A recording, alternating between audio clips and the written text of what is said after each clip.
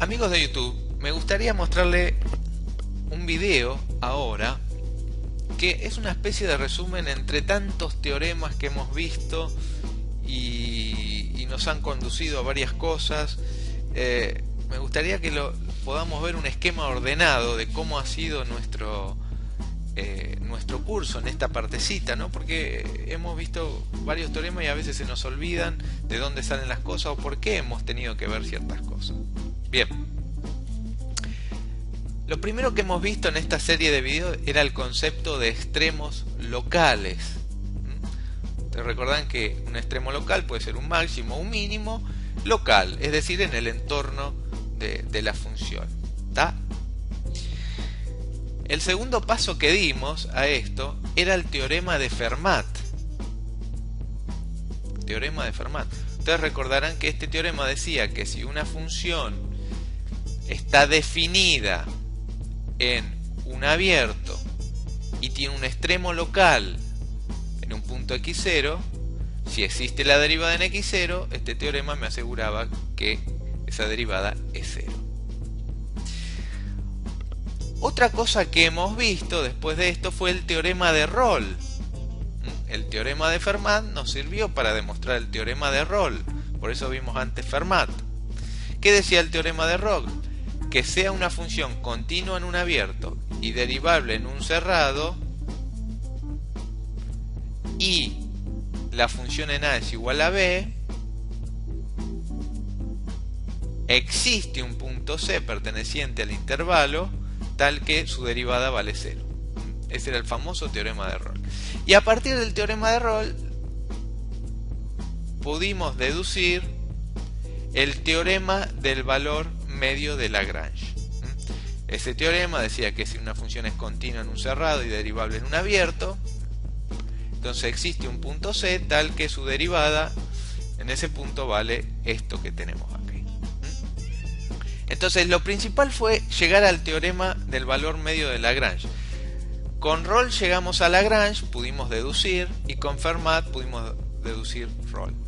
Y del teorema de Lagrange se derivaron un montón de otros teoremas que nos han servido para hacer cálculos y en este caso poder deducir cómo calcular extremos locales. El primero de ellos era el teorema 1, porque realmente no tiene nombre. ¿Qué decía este teorema?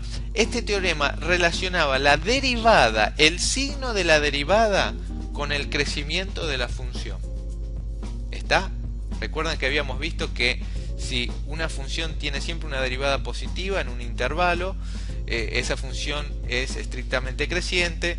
Si la derivada es negativa es decreciente, si la derivada vale 0, la derivada es constante. Bueno, este teorema, que vamos a llamar teorema 1, es una deducción del teorema del valor medio de Lagrange. ¿Tá?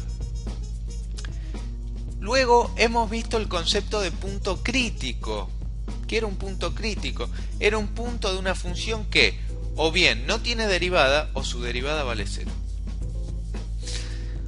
Junto con el concepto de punto crítico habíamos enunciado un teorema que vamos a llamarlo teorema 2, que se deriva directamente del teorema de Lagrange también, y que junto con el concepto de punto crítico nos ayudan a encontrar extremos locales en una función.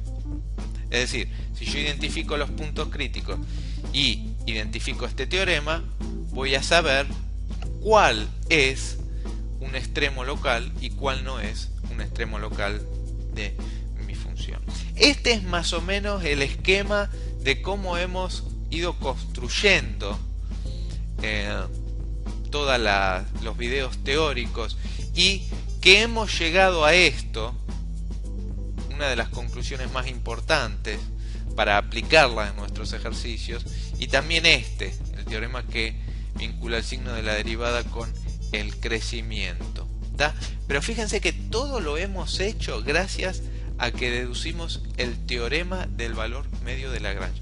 Por eso, como le decías antes cuando le expliqué este teorema ocupa una pieza fundamental dentro de lo que es el análisis matemático de funciones continuas y derivables. Así que este resumen les va a servir a ustedes para ver un poquito con claridad cómo hemos ido organizando las ideas y también los videos en este canal. Espero que les sirva y nos vemos en el próximo video, donde ya vamos a arrancar con otro asunto. Chao.